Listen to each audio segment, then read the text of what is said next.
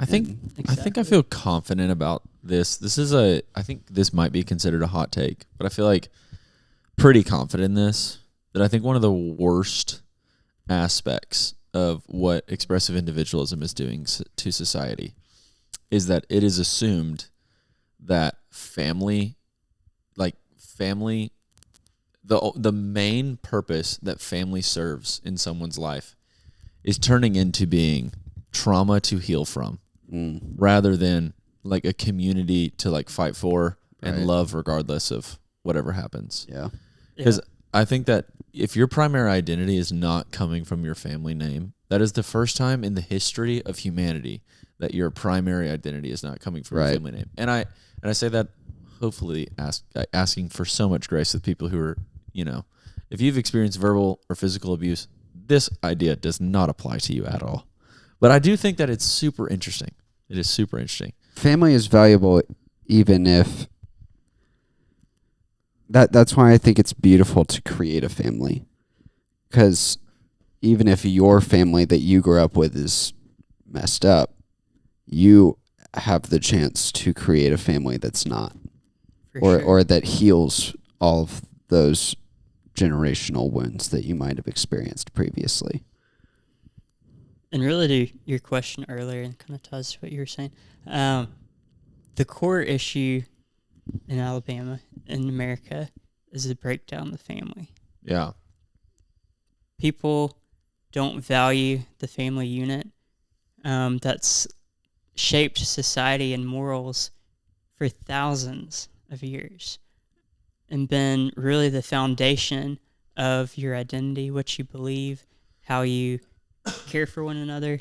Even like you said, your family, the purpose of a parent is to shape the morals, the values of their offspring, so that hopefully they can aspire to be better than their parents. That's the goal.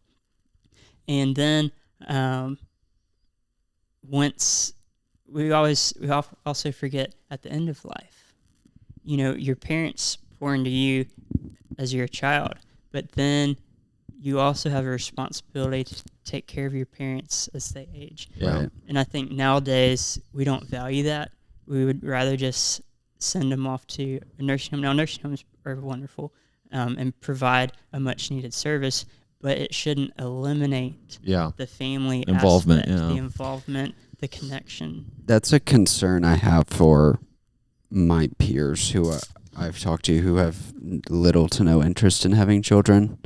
Is I watched that with all of the great aunts and uncles I have on my dad's side of the family. My dad his family was the only one out of all of his dad's and mom's siblings who had kids. So basically, all his aunts and uncles did not have kids. He didn't have any first cousins growing up. And so then my dad has had to take care of all of them whenever they passed away, or his mom was taking care of them when they were sick and old. And it's like very tangibly the breakdown of society right there. Yeah, well, like your dad has to take care of like the will and buying a tombstone for like 10 people rather than 2. And it was, I mean, they were great people, but it was just kind of sad. It was like Uncle Eric was just down in Dothan, Alabama for like 10 years by himself, and then he just passed away. And he didn't have any family to spend time with when he was old. I don't really know what he did. Yeah. He just kind of was down there by himself, and then one day he was gone, and it's just very sad. That's something that Gracie and I talk about now is, well, first off, we talked about the other day, if we had a kid today, which we're not, but if we did, they would be the class of 2000. Wait, they would be the class of 2046. That's I think is the math that we said. And it was either 2046 or 2050. Because you graduate when you're 22-ish years old. So which just like freaking blows my mind. And which means realistically, like we'll probably have a kid that graduates class of 2050, 2052, 2054, whatever it is. Yeah, college of that year. Yeah.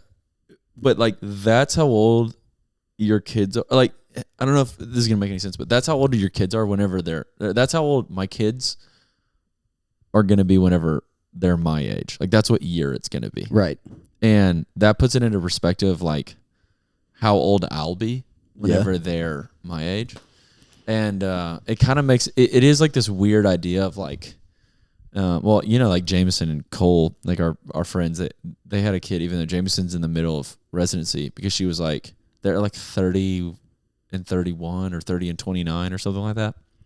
And Jameson looked at Cole last year and was like, hey, like, I don't really care about what stage of life. Like, life is going to happen regardless of, like, our ideas. Like, we got to have a kid. Yeah. And they had a kid because, like, it's seemingly because of this, like, utility aspect of, like, I don't want to be, like, 75 years old whenever my kid graduates college. Right. And, but you think about it from, like, the other end, looking back, and, like you said, like, what's your uncle's name that's in Dothan? What was his name? Eric. Like, Eric being, like, you know, I feel like no one deserves to have a young person to hang out with more than like an older person who's like slowly passing away and needs to be with their child. Like that just seems like that's like the design of mankind. You know what I mean? So I feel like families are really good. It was the first command in Scripture. He told Adam, "Be fruitful, multiply." Be fruitful, multiply. Exactly. Cultural mandate. Yeah, yeah, like subdue, or it's like a practice dominion and like subdue. And be fruitful and multiply were like the three verbs that he told Adam. There's also like a great respect that it seems like historically the older generations have had, and it seems like that's kind of dissipated in our culture. And it's really unfortunate because, I mean, the part of the design for older generations is to provide wisdom to the younger ones so that they don't make the same mistakes and so that they can make the world a better place incrementally, you know? And if you toss out the old people just because they're old, you're kind of doomed to go down a path you probably shouldn't go down. I think technology's to blame for this cultural shift because you think about before technology, how'd you get information? It was either from books or from wisdom that other people shared in your life. And so without easy access to information, the easiest access was your family, was people you knew, and they passed down information to you. And so you saw value in that and you valued your grandparents. Now it's sad because some 7-year-old has access on their iPhone or whatever to all the information in the world. Yeah. Because information is not valuable in the information age. Yeah. Because we have it all. Everybody has it all. But what we lack is wisdom. Right. And when you, looking back at history, when you look at Socrates, actually have a little rock here. So Socrates is a philosopher known, of course, for Socratic questioning and all. But one time, his friend visited the Oracle of Delphi. There's that little rock I got from the Oracle. That's awesome. Visited the Oracle of Delphi and asked, who is the wisest person in the world? And the oracle replied that it was Socrates. And so this friend comes back to Socrates and tells him of what he learned. And he kind of laughs and says, no, it's not me. I'm not the wisest person in the world. And he decides to go on this mission to question the people, the men of Athens, who he thinks are wise, to see, you know, is he really the wisest? And by continually questioning, he realizes that these other people aren't wise. Men of Athens aren't the wisest. And it's this kind of Socratic questioning to arrive closer to truth. But he then concludes that the only reason that he is the wisest is because he knows that he knows nothing. He's the wisest because he knows that he knows nothing. And it's this humble acceptance of ignorance, not thinking that everything that you think you know is the absolute truth. By being open to questioning, open to learning more, you can arrive closer to truth.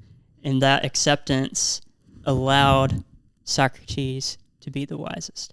And so when you look at today, we think we know it all, because you can ask me any question in the world and I can Google it and have AI. Now Google has AI, so it even spits it out faster. I don't even have to click on the article. It spits out an answer to any question in a matter of milliseconds. And so I think our generation thinks that we are the smartest because we have all the information in the world and we think we know everything, but we don't. And we need to recognize that we don't.